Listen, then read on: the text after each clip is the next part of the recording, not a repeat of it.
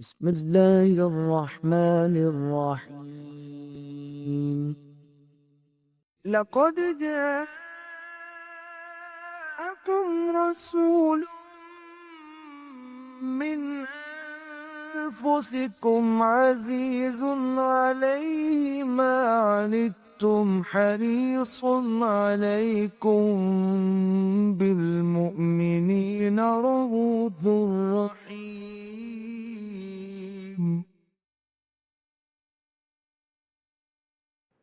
نحمده ونصلي على رسوله الكريم اما بعد فقد قال الله تبارك وتعالى كما ورد في سورة النساء اعوذ بالله من الشيطان الرجيم بسم الله الرحمن الرحيم يا ايها الذين آمنوا بالله ورسوله والكتاب الذي نزل على رسوله والكتاب الذي انزل من قبل وقال تبارك وتعالى كما ورد كرات ومرات في القرآن يا أيها الذين آمنوا أقيموا الصلاة وآتوا الزكاة وقال تبارك وتعالى يا أيها الذين آمنوا اركعوا واسجدوا واعبدوا ربكم وافعلوا الخير لعلكم تفلحون وجاهدوا في الله حق جهاده وقال عز وجل كما ورد في سورة آل عمران يا أيها الذين آمنوا اصبروا وصابروا ورابطوا واتقوا الله لعلكم تفلحون صدق الله العظيم رب اشرح لي صدري ويسر لي أمري واحلل عقدة من لساني يفقهوا قولي اللهم ربنا ألهمنا رشدنا وأعيذنا من شرور أنفسنا اللهم أرنا الحق حقا وارزقنا اتباعه وأرنا الباطل باطلا وارزقنا اجتنابه آمین یا رب العالمین۔ عن ابی جرثوم بن ناشر رضی اللہ تعالی عنہ عن رسول اللہ صلی اللہ علیہ وسلم قال ان اللہ فرض فرائض فلا تضيعوها وحد حدودا فلا تعتدوها وحرم اشیاء فلا تنتهكوها وسکت عن اشیاء رحمتا لکم غیر نسیان فلا تبحثوا عنها حدیث حسن رواہ الدارقطنی رحمہ اللہ۔ اس حدیث مبارکہ کے 4 ٹکڑے ہیں۔ ان میں سے سب سے پہلا جو ہے وہ سب سے اہم ہے، واقعی یعنی یقیناً اہم ہے، کوئی چیز غیر اہم نہیں ہے، لیکن یہ نسبتاً ہم کہتے ہیں کہ اہم ترین جو ہے پہلا حصہ ہے۔ اللہ تعالیٰ نے کچھ چیزیں فرض ٹھہرائی ہیں، لہذا انہیں ضائع مت کرو۔ کچھ حدیں قائم کر دی ہیں، ان سے تجاوز نہ کرو۔ کچھ چیزوں کو حرام قرار دیا ہے، ان کی بے حرمتی نہ کرو، اور کچھ چیزوں سے سکوت اختیار فرمایا ہے تمہارے لیے رحمت کے لیے، بغیر اس کے کہ اس سے نسیان لاحق ہوا، بس ان چیزوں کے بارے میں محض مباحثہ نہ کرو، کھود کرید نہ کرو۔ اس حدیث کے جو 3 ٹکڑے ہیں بعد والے، وہ اصل میں اس مضمون کی احادیث اس سے پہلے بھی ہم پڑھ چکے ہیں۔ چنانچہ حدیث نمبر 9 کے الفاظ سنا رہا ہوں۔ یہاں حضور اپنی طرف سے فرما رہے ہیں، اللہ بھی فرض فرماتا ہے چیزیں، اللہ کا رسول بھی فرض کرتا ہے چیزیں۔ یہ حضرت ابو ہریرہ رضی اللہ تعالی عنہ سے قال سمعت رسول اللہ صلی اللہ علیہ وسلم یقول ما نہیتکم عنہ فاجتنبوہ، دیکھو جس چیز سے میں نے تمہیں روک دیا ہے اس سے اجتناب کرو، بچو۔ وما امرتکم بہ فافعلوا منہ ما استطعتم، اور جس چیز کا میں نے تمہیں حکم دیا ہے اس پر عمل کرو اپنی امکانی حد تک۔ فإنما أهلك الذين من قبلكم كثرة مسائلهم واختلافهم على أنبيائهم، اس لیے کہ تم سے پہلے جو امتیں گزری ہیں ان کو نہیں ہلاک کیا مگر اس چیز نے کہ وہ بہت سوالات کرتے تھے اپنے نبیوں سے، اور اس پر جرح بھی کرتے تھے، بحث بھی کرتے تھے۔ اور یہ وہ طرز عمل ہے جس کی وجہ سے وہ ہلاک ہوئی۔ یہاں بھی وہی بات آ رہی ہے کہ جن چیزوں سے در حقیقت اللہ نے سکوت اختیار فرمایا، اس کے رسول نے سکوت اختیار فرمایا، تمہارے لیے بھی یہی صحیح ہے کہ سکوت اختیار کرو اور اس کی کھود کرید میں نہ پڑو۔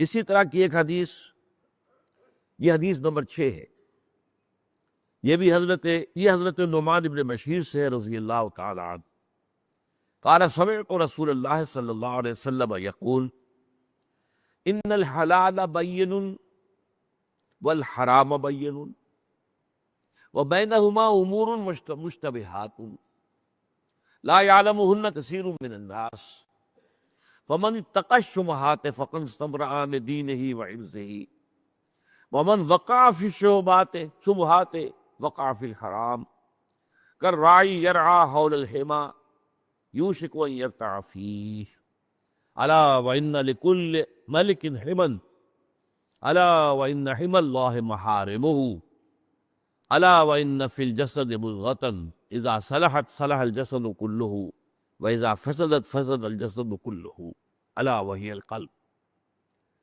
اس میں اور چیزوں کے علاوہ وہی مضمون آیا ہے۔ حلال شے واضح ہے کہ یہ حلال ہے، بہت سی چیزیں تعین کے ساتھ اور یقین کے ساتھ معلوم ہے کہ وہ حلال ہے، اور حرام بھی بالکل واضح ہیں، جو چیزیں حرام ہیں انہیں بھی واضح کر دیا گیا ہے، اس میں کوئی اخفا نہیں ہے۔ البتہ ان دونوں کے مابین کچھ مشتبہ امور ہو جاتے ہیں کہ پتہ نہیں یہ شے حرام کی طرف ہے یا حلال کی طرف ہے، اور اس کو لوگوں کی اکثریت جانتی نہیں ہے۔ ظاہر بات ہے کہ جو علماء ہیں، جو رسوخ فی العلم رکھتے ہیں، وہ تو اس کے بارے میں حکم لگا سکتے ہیں، اس لیے یہ نہیں فرمایا کہ کوئی نہیں جانتا اس کو، فرمایا کہ لا یعلمہن کثیر من الناس، لوگوں میں سے بہت سے لوگ واقف نہیں ہیں۔ تو اب اس میں حکم دیا فَمَنِ اتَّقَى الشُّبُهَاتِ فَقَدْ اسْتَبْرَأَ لِدِينِهِ وَعِرْضِهِ، جو ان مشتبہ چیزوں سے بچ گیا اس نے اپنے دین اور اپنی عزت کو محفوظ کر لیا۔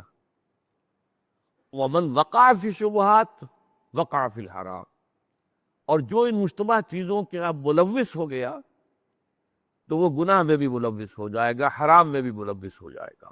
اور اس کے بعد مثال دی ہے کہ جیسے ہر بادشاہ کی ایک محفوظ چراگاہ ہوتی ہے، اس میں اسی کے جو جانور ہیں، مویشی ہیں، وہ چر سکتے ہیں، رعیت میں سے کسی کے جانور وہاں داخل نہیں ہو سکتے۔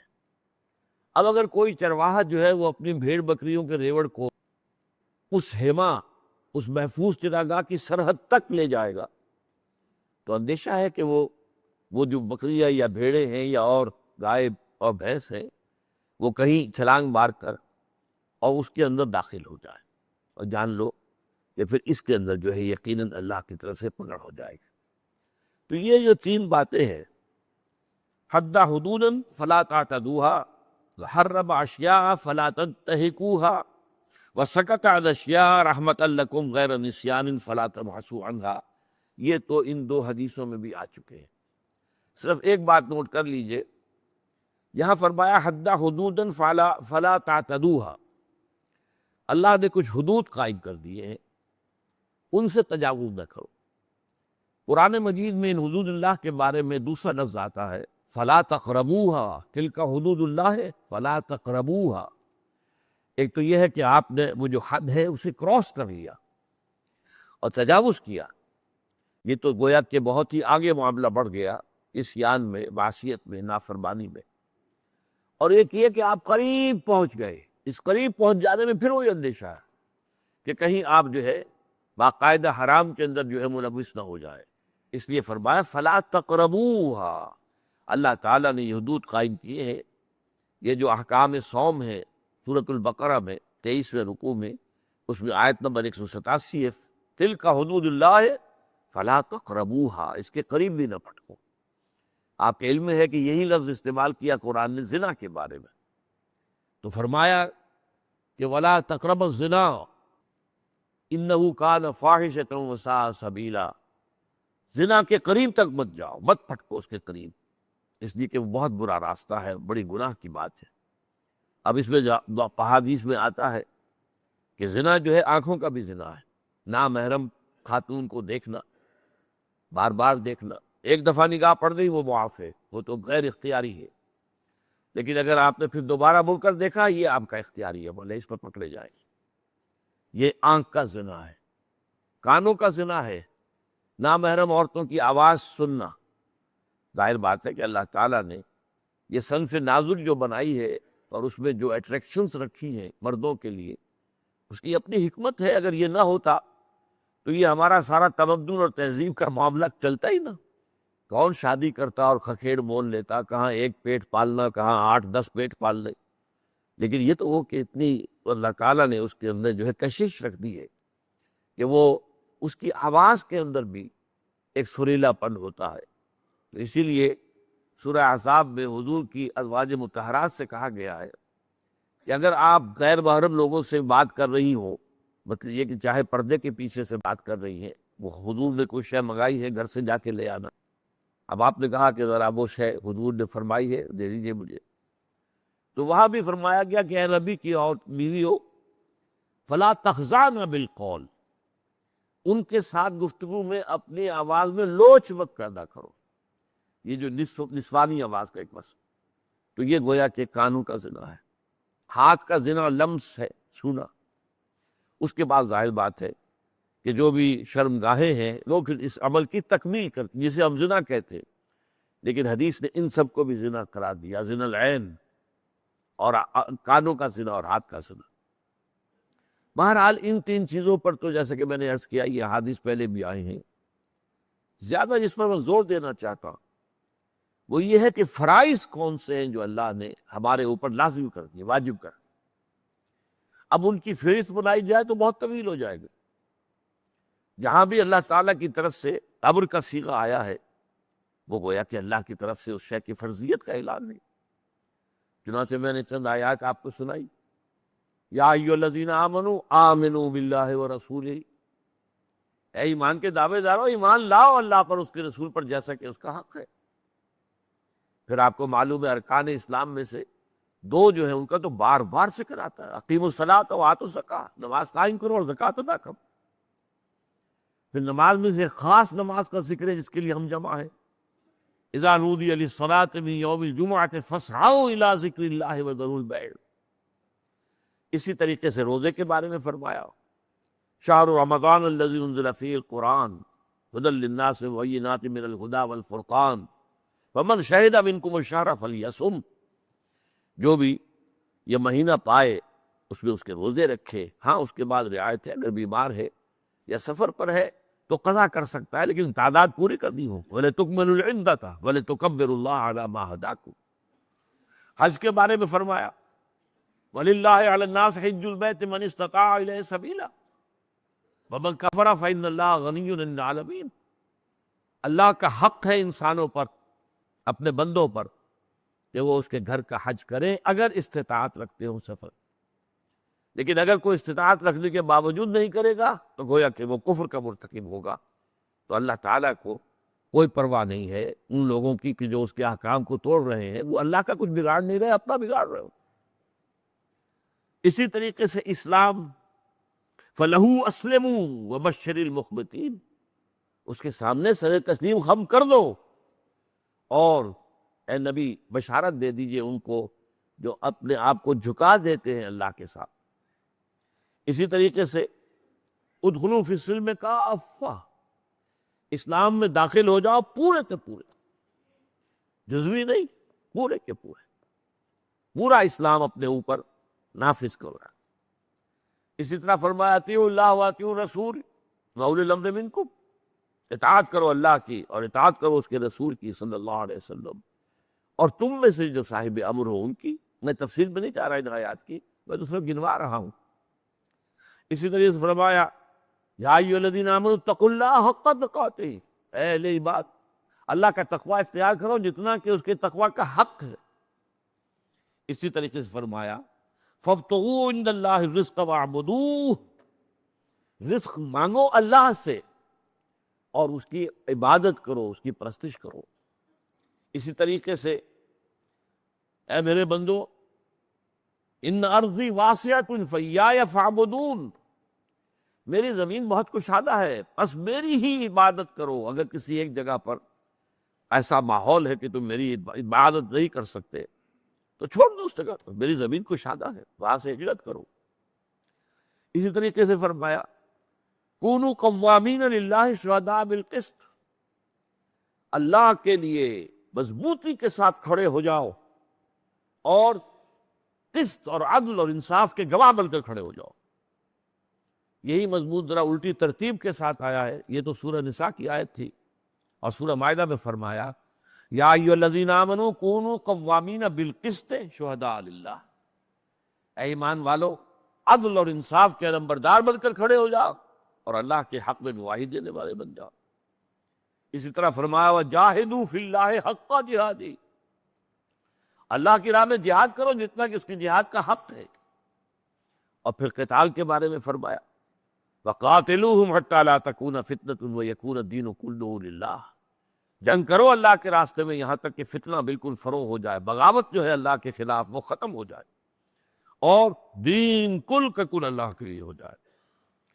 اسی طرح فرمایا، اب وہ بعض جامع آیات بھی ہیں، سورہ حج کی آخری آیت آخری سے پہلی یا ایھا الذین آمنوا ارکعوا واسجدوا واعبدوا ربکم وافعلوا الخیر لعلکم تفلحون، 4 احکام جمع کر دیے۔ اسی طرح 4 احکام سورہ آل عمران کی آخری آیت میں یا ایھا الذین آمنوا اصبروا وصابروا ورابطوا واتقوا اللہ لعلکم تفلحون۔ اب یہ میں نے آپ کو، جس کو نمونہ مشت الخروارے کہا جاتا ہے، میں نے اس کا آپ کے سامنے یہ تمام جو اوامر ہے، نواہی ہے، ان کے بارے میں ایک سوال پیدا ہوتا ہے کہ ان میں باہمی ربط کیا ہے، کون سی چیز بنیادی ہے، کون سی چیز اس کے بعد آتی ہے۔ اگر حفظ مراتب نہ کنی زندگی، اگر ان معاملات کے اندر بھی مراتب کا حق نہ رکھا جائے، کس شے کی کیا اہمیت ہے، تو ظاہر بات ہے کہ ہو سکتا ہے کہ ایک شے جو آپ سے 1 من بھر مطلوب ہے وہ تو آپ 1 تولہ کر کے فارغ ہو جائیں، اور جو تولہ بھر مقصود تھی، مطلوب تھی، اس کو آپ 1 من جو ہے اس کے اوپر ڈھیر لگا دیں۔ تو یہ ساری چیزیں جو ہے نسبت و تناسب کا یہ الٹ جانا، یہ بھی انسان کی تباہی اور بربادی اور ناکامی اور آخرت کے خسران پر منتج ہو سکتا ہے۔ اب اس کے لیے ہے اصل میں وہ جو ایک نقشہ اللہ تعالیٰ نے مجھے ایک مرتبہ ایک جمعے میں خطاب کرتے ہوئے اچانک وہ نقشہ ذہن میں آ گیا، اور یہ بات کم سے کم 30-35 سال پرانی ہے، وہ آج کی بات تو نہیں، لیکن اس کے بعد جہاں بھی وہ نقشہ میں نے بیان کیا، شائع کیا، تو بہت ہی یعنی لوگوں کو انشراح حاصل ہوا کہ واقعتاً جیسے کہ ایک آدمی جو ہے جس کی بینائی کمزور ہو گئی ہے، وہ دیکھ نہیں رہا ٹھیک طور پر، لیکن جب اس کو اینک لگ جاتی ہے تو اسے معلوم ہوتا ہے جیسے روشنی ہو گئی، اور وہ جو چیزیں دھندلی نظر آ رہی تھی اب صاف نظر آ رہی ہیں۔ تو اس طریقے سے یہ سارا جو فرائض کا نقشہ ہے، اس کو ذہن میں رکھنا بہت ضروری ہے۔ اس کے لیے یہ ہے کہ 3 منزلہ عمارت کا آپ اپنے ذہن میں تصور قائم کریں، جس میں پہلی منزل پر صرف 4 ستون کھڑے ہیں، کوئی بلڈنگ نہیں، کوئی عمارت نہیں، کوئی دیواریں نہیں، کچھ نہیں۔ آج کل کا رواج جیسے ہے کہ وہ گویا کہ پارکنگ لاٹ کے طور پر وہ چھوڑ دی گئی جگہ، البتہ اس کے نیچے بنیاد ہے، بنیادوں پر کھڑے ہیں نا ستون، اور یہ بنیادوں کا بھی 2 حصہ ہے۔ ایک حصہ وہ جو نظر آ رہا ہے جسے پلنتھ کہتے ہیں آپ، وہ سطح زمین سے اوپر ہوتا ہے، جس کو کرسی بھی کہہ دیتے ہیں، یہ بھی بنیاد کا حصہ۔ لیکن اصل بنیاد وہ ہے جو زیر زمین ہے، نظر نہیں آتی، انڈر گراؤنڈ ہے، وہ نظر نہیں آتی۔ لیکن ظاہر بات ہے کہ عمارت کی مضبوطی کا سارا دار و مدار اس پر ہے۔ جتنی اونچی عمارت آپ کو بنانی ہو، اتنا ہی گہرا جو ہے آپ کو جانا پڑے گا فاؤنڈیشن کے لیے۔ اچھا، اس 4 ستونوں کے اوپر پہلی چھت آ گئی، اب اس کے بعد اوپر کنسٹرکشن ہے، ستون نظر نہیں آئیں گے، لیکن ستون چلتے رہیں گے، یہ ستونوں ہی پر اگلی دوسری چھت بھی آئے گی۔ لوڈ بیئرنگ تو یہ ستون ہے، جو دیواریں بنی ہے وہ در حقیقت لوڈ بیئرنگ نہیں ہے۔ آج کل کا جو آپ کو معلوم ہے، جو انجینئرنگ کا اصول ہے کہ وہ سارا جو ہے سٹرکچر وہ ستونوں پر کھڑا ہوتا ہے، پلرز پر، باقی دیواریں جو ہے وہ بڑی آسانی سے آپ اس دیوار کو ادھر سے ہٹایا ادھر کر دیا، ادھر سے نیچے سے نکالا ادھر کر دیا، اس سے کوئی چھت کو کوئی فرق واقع نہیں ہوتا، اس لیے کہ چھت کا لوڈ جو ہے وہ تو ستونوں پر ہے، وہ آپ کی اس باقی جو اس کے اندر چھت کے اندر جو مٹیریل ہے یا اس کے نیچے جو دیوار ہے اس کے اوپر کوئی لوڈ نہیں۔ تو دوسری چھت آ گئی، پھر یہی ستون آگے جائیں گے، اوپر جائیں گے اور تیسری چھت آ جائے گی، 4 ہی ستون، اور اس کے بعد جو ہے اوپر 3 چھتیں، نیچے ظاہر بات ہے پلنتھ ہے اور فاؤنڈیشن۔ اب کس کو ذہن میں رکھیے، میں یہاں درمیان سے شروع کروں گا۔ دیکھیے اسلام، جو کہ در حقیقت ہم نے حدیث جبرائیل میں بھی پڑھا، اخبرنی عن الاسلام، یہ تو گویا کہ نقطۂ آغاز۔ اسلام کے بارے میں فرمایا گیا کہ یہ 5 ستونوں پر قائم ہے، بنی الاسلام علی 5، ان میں سے ایک کو آپ سمجھیے پلنتھ لیول جو ہے، اقرار باللسان، جو ظاہر ہے۔ آپ نے جب اقرار کیا، آپ نے کہا اشہد ان لا الہ الا اللہ وحدہ لا شریک لہ واشہد ان محمدا عبدہ ورسولہ صلی اللہ علیہ وسلم، تو لوگوں کو معلوم ہو گیا۔ لیکن ایک ہے ایمان تصدیق بالقلب، وہ در حقیقت نیچے جو اصل بنیاد ہے، جو نظر نہیں آتی، اس لیے کہ دل میں ایمان ہے یا نہیں ہمیں نظر نہیں آتا، اصل ایمان وہی ہے۔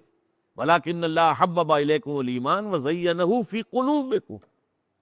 اور بدوؤں کے بارے میں فرمایا قالت الاعراب آمنا قل لم تؤمنوا ولكن قولوا اسلمنا۔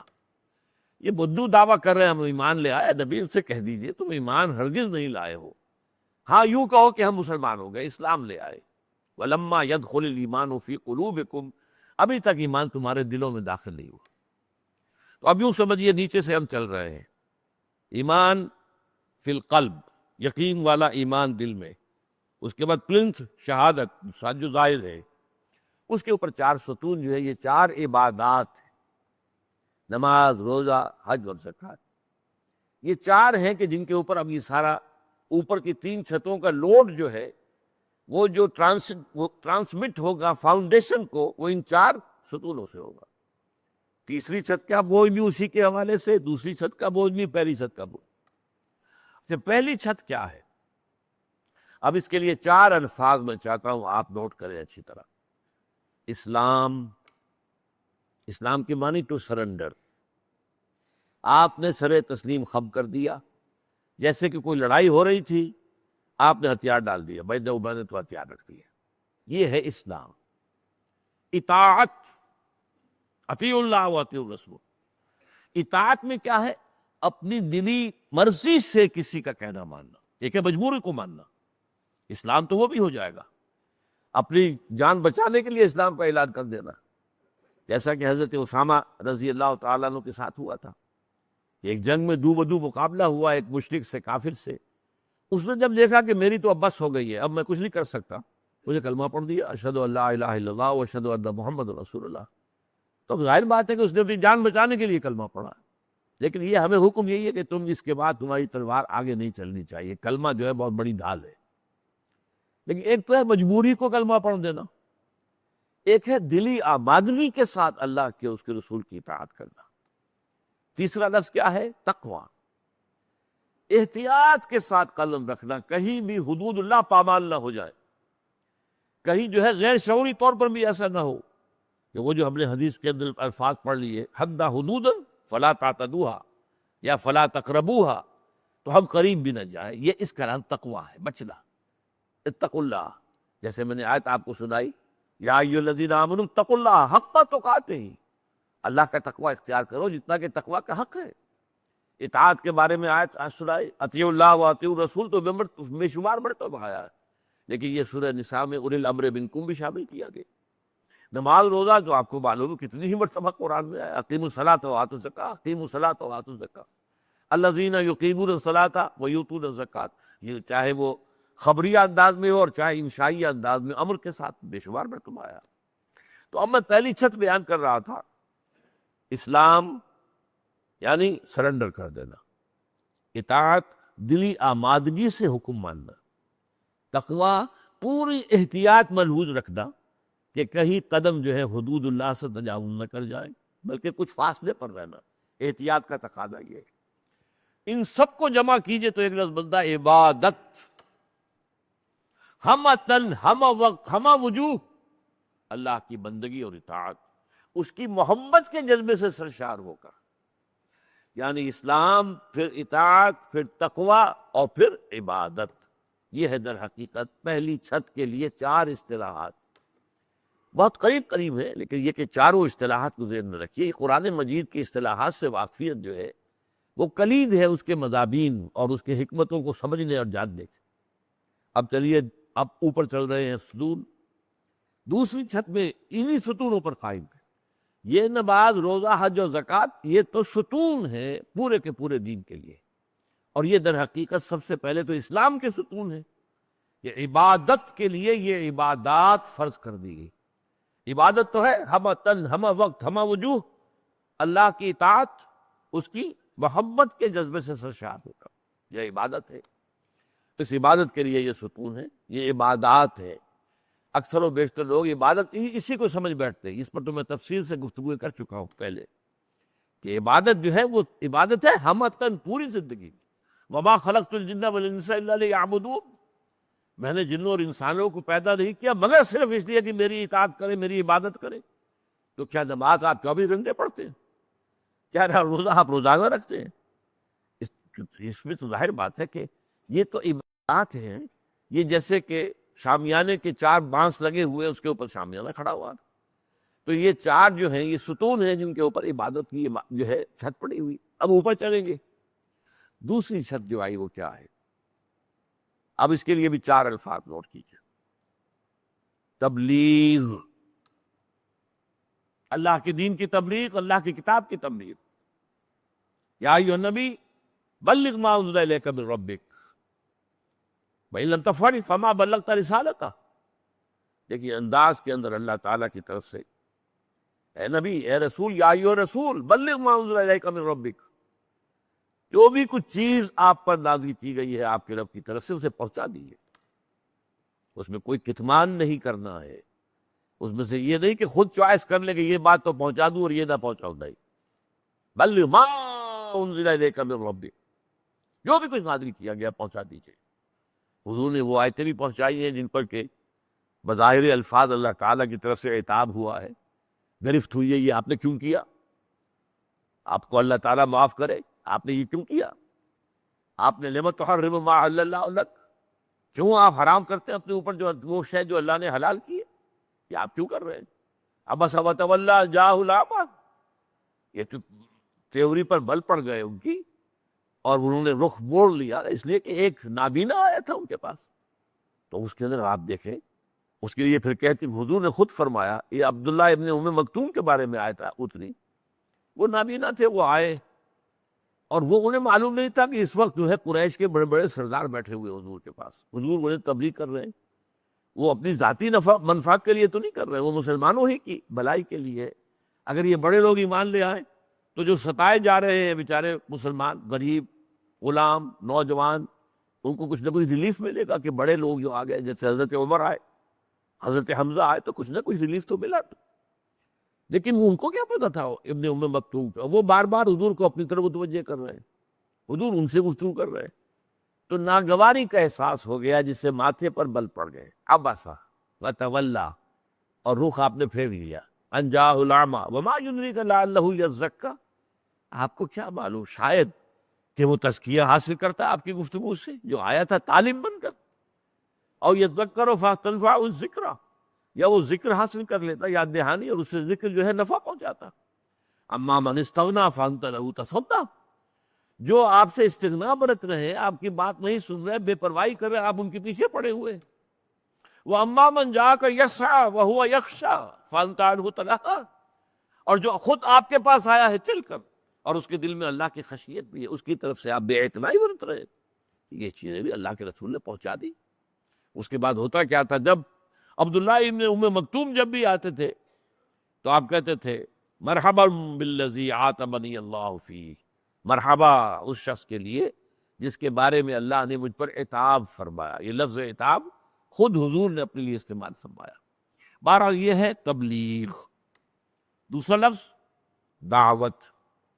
تبلیغ میں نے جیسے ان چیزوں کا میں آپ کے سامنے ربط ظاہر کر رہا ہوں، تبلیغ میں آپ خود پہنچ کر کہیں بات پہنچاتے ہیں، یو ریچ آؤٹ، جس کو آپ انگریزی میں کہتے ہیں، ریچ آؤٹ ٹو ادرس، کہ تاکہ آپ کنوے کریں میسج اللہ کا۔ دعوت میں اسے کھینچ کر لاتے ہیں اللہ کی طرف۔ تو یہ در حقیقت ایک ہی عمل کے 2 پہلو ہو گئے، تبلیغ بات کا پہنچانا، دعوت کسی کو بلانا اور کھینچنا۔ پھر اسی میں آتا ہے امر بالمعروف اور نہی عن المنکر، بھلائی کا حکم دینا، بدی سے روکنا، اور یہ ہر سطح پر۔ البتہ نہی عن المنکر وہیں ہوگا جہاں آپ کو اختیار حاصل، وہ اختیار آپ کو گھر میں حاصل ہے، آپ ہیڈ آف دی فیملی ہے، آپ کا بچہ نماز نہیں پڑھ رہا ہے، آپ اسے مار سکتے ہیں، لیکن آپ پڑوسی کے بچے کو نہیں مار سکتے اگر وہ نماز نہیں پڑھ رہا۔ یہ ہو در حقیقت، ہاں نیکی کی تلقین ہر وقت ہو سکتی، ہر وقت کی جا سکتی، زیادہ سے زیادہ یہی ہوگا کہ کوئی آپ کو جھڑک دے گا، میں کہاں آئے ہو تم مجھے ہدایت کرنے کے لیے، لیکن یہ کہ اس کو امر بالمعروف جو ہے وہ تو ہمیشہ کرنا ہے۔ نہی عن المنکر خاص طور پر بڑے پیمانے پر اس وقت ہوگا جب اسلامی حکومت قائم ہو جائے گی، تو حکومت کا فرض ہوگا الذین ان مکناہم فی الارض اقاموا الصلاۃ وآتوا الزکوٰۃ وامروا بالمعروف ونہوا عن المنکر، وہ لوگ کہ جنہیں ہم اگر زمین میں اقتدار عطا فرما دیں، قوت عطا فرما دیں، تو وہ نماز قائم کریں گے، زکوٰۃ ادا کریں گے، اور نیکی کا حکم دیں گے، بدی سے روکیں گے۔ اب وہاں پر طاقت کے ساتھ ہوگا، یہ نہی عن المنکر جو ہے وہ قوت کے ساتھ۔ بہرحال اس حوالے سے اب ان تمام الفاظ کو جمع کریں گے تو ایک لفظ بنے گا شہادت علی الناس۔ یہ سارے کام، دعوت، تبلیغ، امر بالمعروف، نہی عن المنکر، یہ امر بالمعروف نہی عن المنکر ایک ہی اصطلاح ہے، یہ دو نہیں ہے، یہ تو ایک ہی گاڑی کے دو پہیے، نیکی کا حکم، بدی سے روکنا۔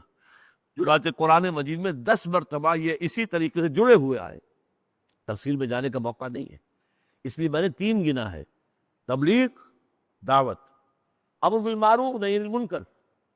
یہ انفرادی سطح پر بھی کرنا ہے اور اجتماعی سطح پر کرنا ہے، اور اس کا مقصد کیا ہے؟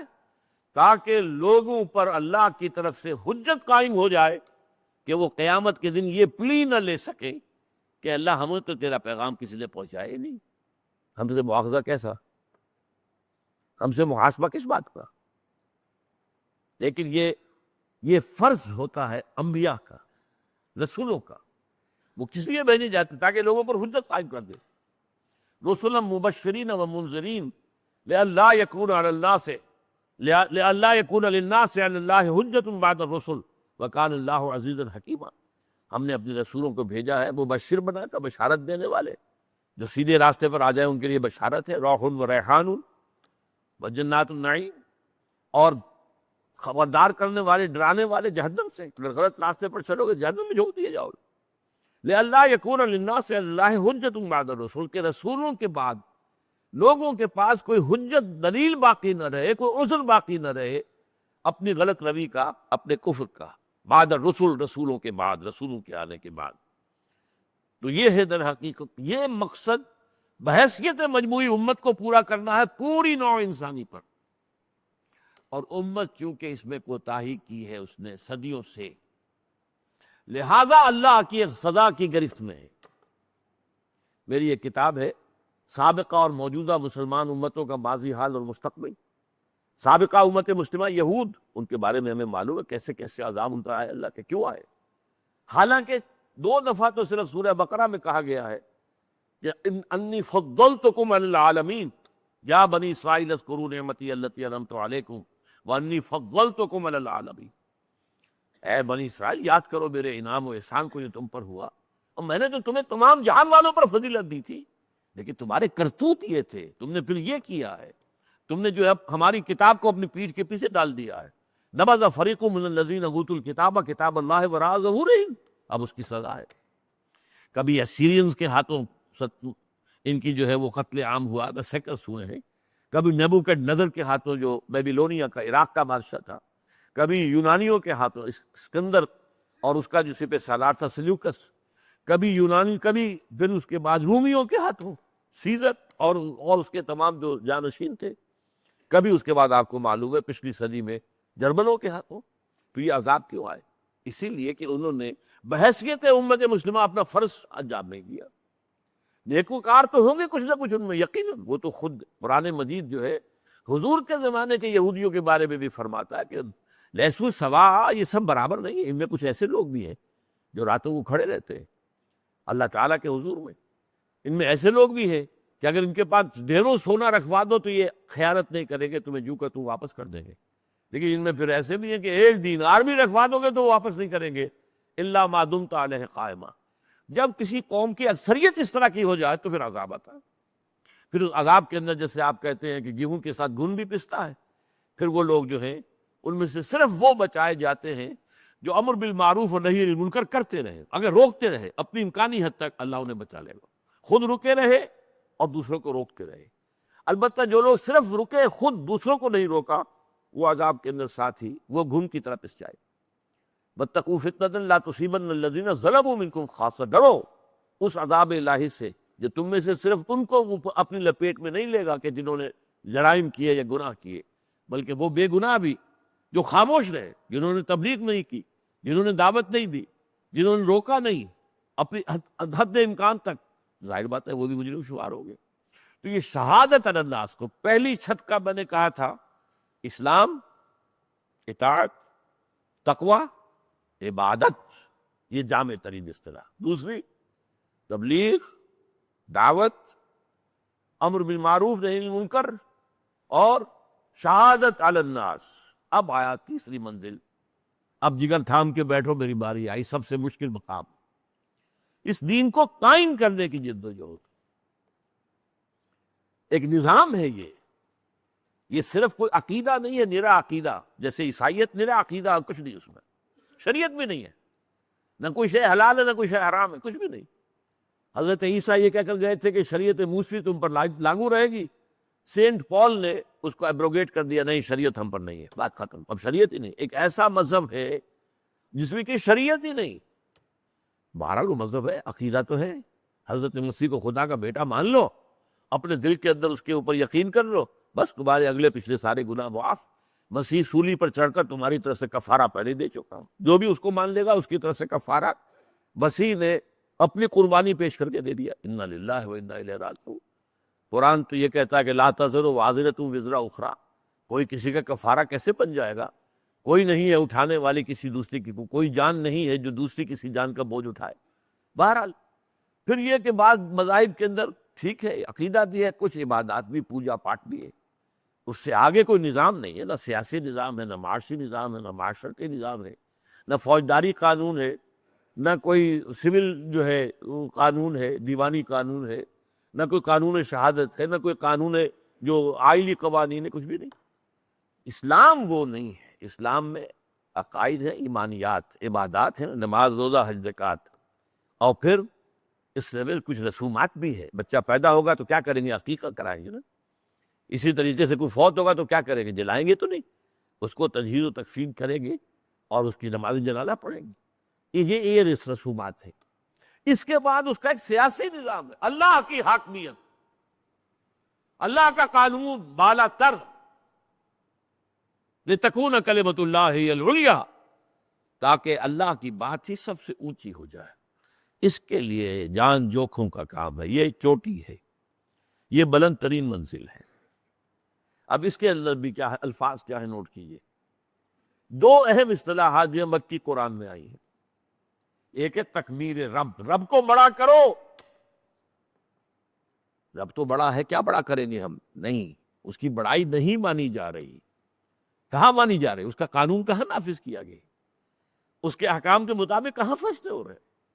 وَمَن لَّمْ يَحْكُم بِمَا أَنزَلَ اللَّهُ فَأُولَٰئِكَ هُمُ الْكَافِرُونَ وَمَن لَّمْ يَحْكُم بِمَا أَنزَلَ اللَّهُ فَأُولَٰئِكَ هُمُ الْفَاسِقُونَ وَمَن لَّمْ يَحْكُم بِمَا أَنزَلَ اللَّهُ فَأُولَٰئِكَ هُمُ الظَّالِمُونَ.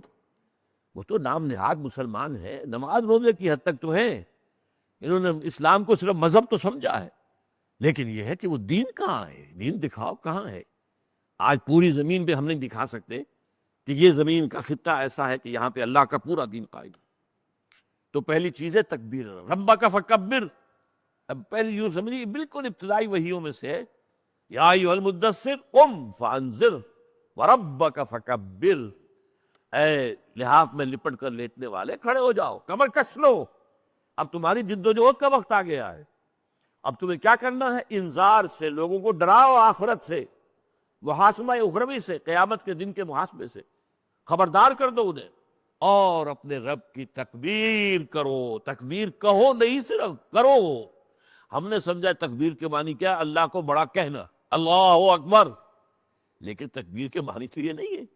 تکبیر کے معنی تکبیر کسی شے کو بڑا کرنا، تصغیر کسی چیز کو چھوٹا کرنا. کتاب سے اس میں تصغیر بنتا کتاب کیا، کتابچہ بن گیا، کتابچہ وہ چھوٹا ہو گیا، تصغیر ہے تو تکبیر بڑا بنانا، تو یعنی مطلب یہ کہ اس کی بڑائی مانی جائے، نافذ ہو جائے، یہ ہے ربک فکبر۔ اور آپ کو معلوم ہے سورہ بنی اسرائیل ختم ہوتی کبر ہو تکبیرا، اسے اس طرح بڑا بناؤ جیسے کہ اس کے بڑے ہونے کا حق ہے۔ دوسری اصطلاح ہے اقامت الدین، ان اقیموا الدین ولا تتفرقوا فیہ، دین کو قائم کرو، دین میں جھگڑا مت ڈالو۔ ہاں مذہب کی سطح پر اختلاف ہو جائے کوئی حرج نہیں، نماز میں ہاتھ یہاں بندھیں گے یہاں بندھیں گے یا کھول دیں گے، کوئی اعتراض نہیں، کر لو، جیسے بھی روایات آپ کو مضبوط معلوم ہو کر لو۔ مذہب کے اندر اختلاف یہ بالکل معمولی بات ہے، رفع یدین کسی نے کیا کسی نے نہیں کیا، جس نے نہیں کیا وہ بھی کہتا ہے کہ ہماری حدیث جو ہے ایک موجود ہے جس کے مطابق ثابت ہوتا ہے کہ حضور کرتے تھے رفع یدین، لیکن آخری آپ نے عمر کے آخری ایام میں چھوڑ دیا تھا۔ واللہ عالم، میں اس بحث میں نہیں پڑھ رہا کہ کیا صحیح ہے کیا غلط ہے۔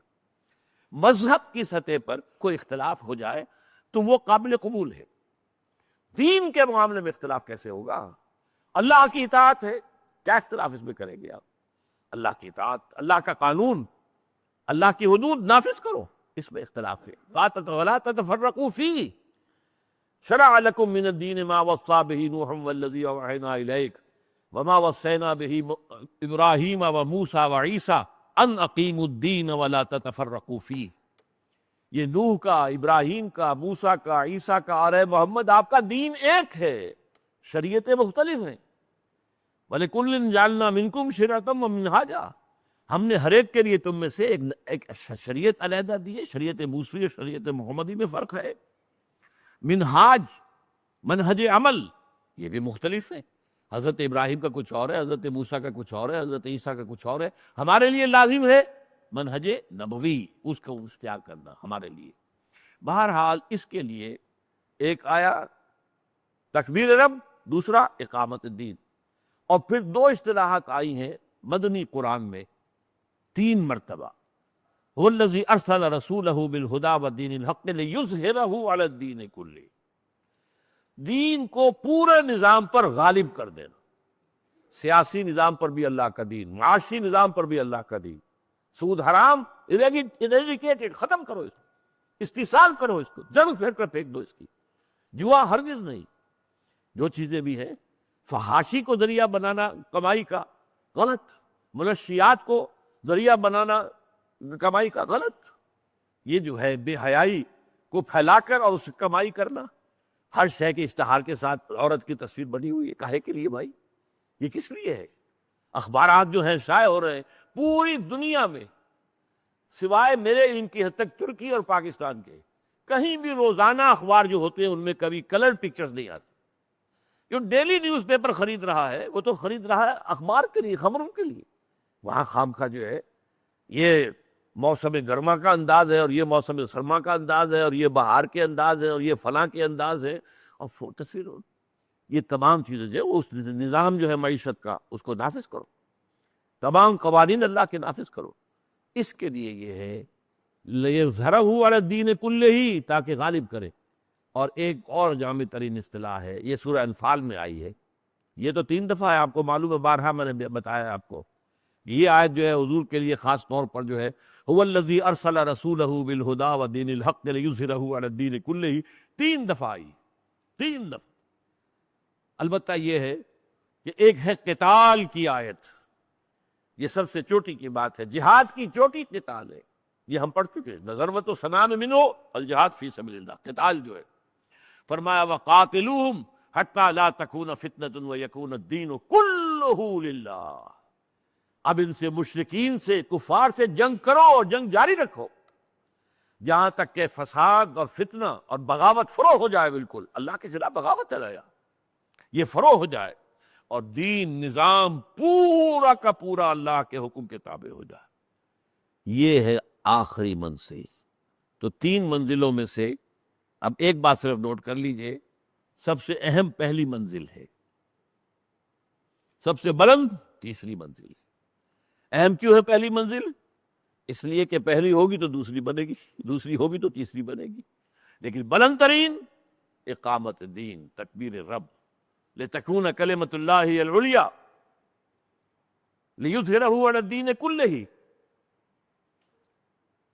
وَيَكُونَ الدِّينُ كُلُّهُ لِلَّهِ۔ یہ اصطلاحات ہیں اللہ تعالیٰ، یہ جو 4 لیول ہو گئے، سب سے نیچے یا ایھا الذین آمنوا آمنوا باللہ ورسولہ، پہلا یہ ہو گیا ایمان لاؤ حقیقی معنی میں، دوسرا وہ اسلام، تیسرے دعوت و تبلیغ، چوتھے اقامت الدین، درمیان میں 4 سکون۔